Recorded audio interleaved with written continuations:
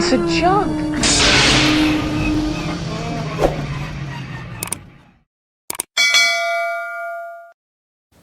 Hi there and welcome to Trash Compactor. In this episode I'm going to be showing you how to make a Remnant Stormtrooper from modern Stormtroopers, well modern vintage reprinted Stormtroopers that appear in the Mandalorian. So I've got myself here 4 Stormtroopers which are from Stan Solo. They're reproductions of the originals, but you can clearly identify that they're not originals because they do have the SLC logo on the back, the Smith Lord's Creations, when before Chris set up Stan Solo, who's part of Smith Lord Creations. So it's still got the figures from those. And he sells them on his Etsy store.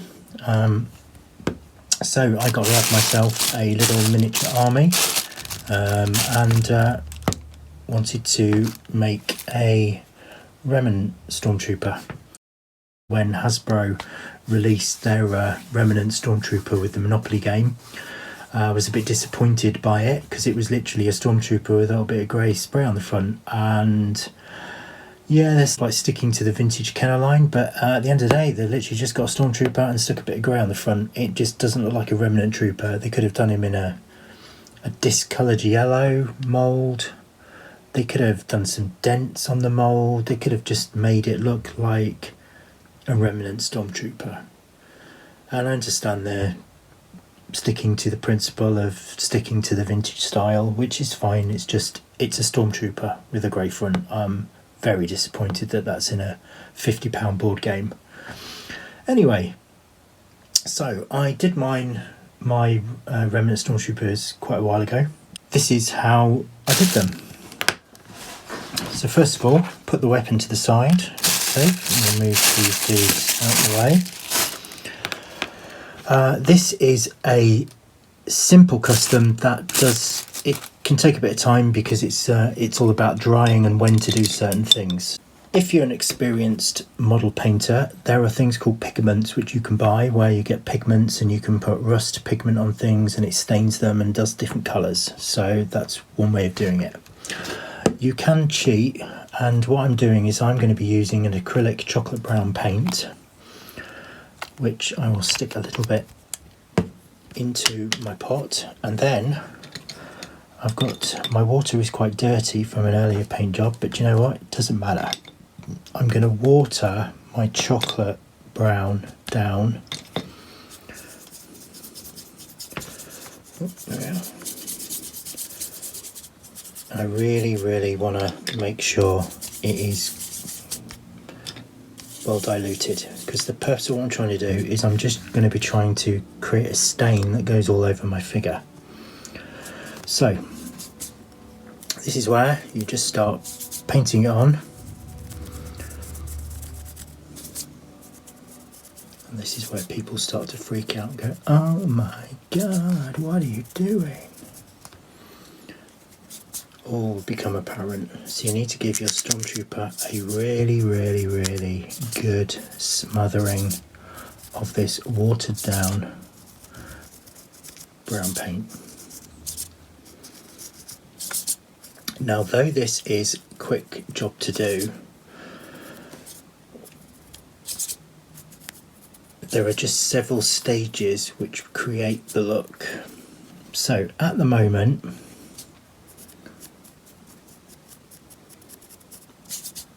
if I just left him like that, he would just look like a very muddy Stormtrooper.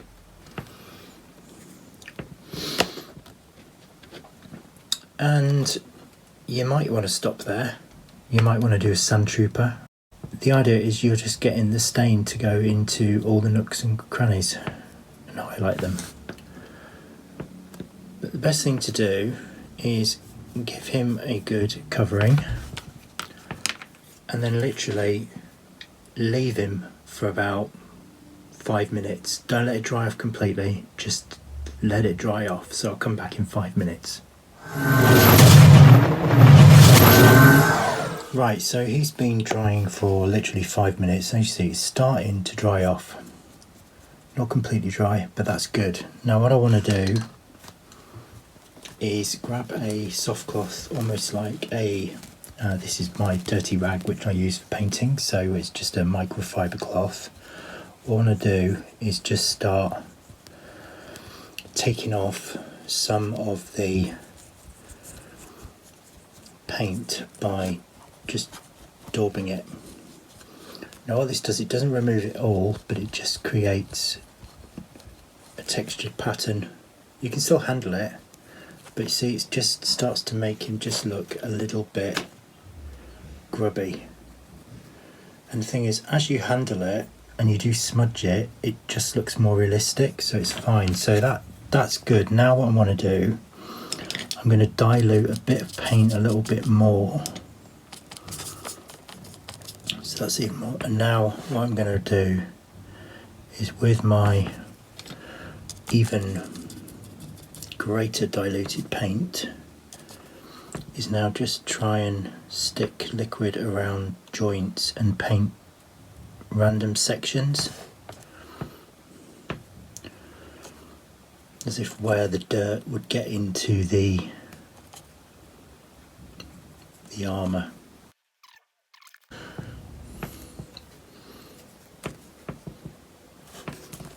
So you see, start to get interesting patterns by cleaning it off with the microfiber cloth, but by then adding, oops, random hair there, by then adding the waterier paint into joints and areas, and you don't do it all over, you just want to do random parts.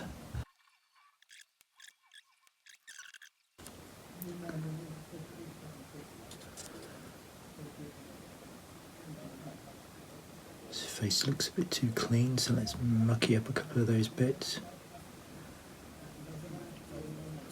I still want a good splodge of his dirt on the head. So he's starting to look like a proper bit of a mud trooper now from Scarif. Right, so I'm now pretty much, I'm probably going to dirty him up a little bit more. Now I'm going to do, grab a tiny little bit of black, and what I'm going to do is take a little bit of that and just mix that in with my watered down brown. So I'm also creating a darker brown. Now with this I'm going to create almost like some battle detail damage splodges, and I want it to sort of go onto where the wet is, because it then starts to bleed in. Yes, I'm starting to create some almost like little damaged areas of his outfit, so it then creates like another layer. So this is almost like the rusted, broken parts of his armour. It starts to dry out a bit, just stick a little bit more, mix it with the brown. We don't want to go too mad. It's amazing the detail that are actually on these Stormtroopers that you don't actually see from the original moulds. Last thing for this stage is just to splash, flick the paintbrush just to get some very, very minor splatters with that darker brown. I think he's looking proper dirty. Right, so I'm going to leave him for 5 minutes now, again, and then we'll come back to him. Okay, he's had time to dry off now. I've probably left him actually a bit longer than 5 minutes. It's probably been about 10. I got sidetracked and started doing something else. So yeah, he's had a good 10 minutes. So he's dried off. There's still a bit tacky, which is the point. So what I'm going to do now again is with my cloth and my finger is literally give him another gentle flat rub, but this time I'm not sponging it, I'm actually rubbing. I do want to actually take away some of the paint to create cleaner rubbed areas.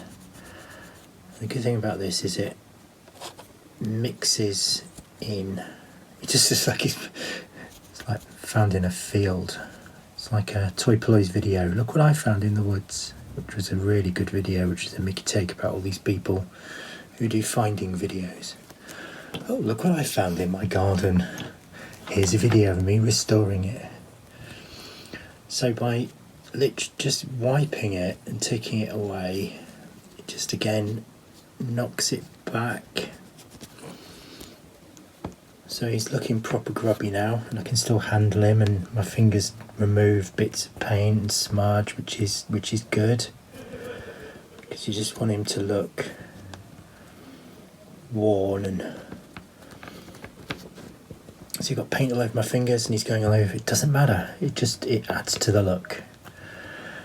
So he looks grubby. The next thing I'm going to do is I'm going to add a little bit. I've got this flat yellow, it's just yellow, I don't really call it flat yellow, and I'm going to get a really, really small brush that's really, really wet, and then just literally, I put too much paint in there, literally just going to mix it,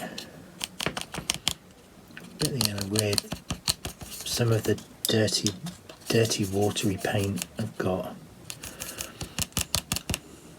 So I'm just trying to create that almost yellowy dirty grey, and then all I want to do is splash that yellowy dirty brown on the figure. You're really just trying to mucky it up as much as possible, but so he looks like he is dirty boy. Another thing is, if you suddenly think, oh, I've done too much, it's still not dried off properly, so you could literally just stick a bit of tissue and water and give it a clean, and it would properly still wipe off. So if I just do a little bit on the back of the leg there, I mean, it's going to come off, it's not. And there might be some bits where you think, oh, I've done too much, it's a bit too dark, oh no, it looks too thing. Just get a wet cloth, give it a wipe. In fact, it's sort of like, it gives it a better effect if you do take off some of the darker patches. So here we are, smudge a bit around the front, give that a good wipe.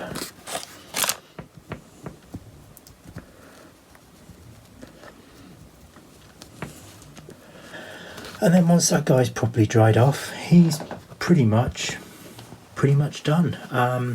Give him a coat of satin to embed it down so it all looks properly finished and stays still when it's done. Remember though, once you've done that, you're not going to be able to take any more of the paint off. You could add some extra bits of scratching if you wanted to put some marks on, just through the paint using a Stanley knife or X-Acto knife, something you don't want to take it off. So pretty much that's my Remnant Trooper. So I hope you enjoyed this video, and if you want to see more in the future or suggest some potential future makes, please subscribe.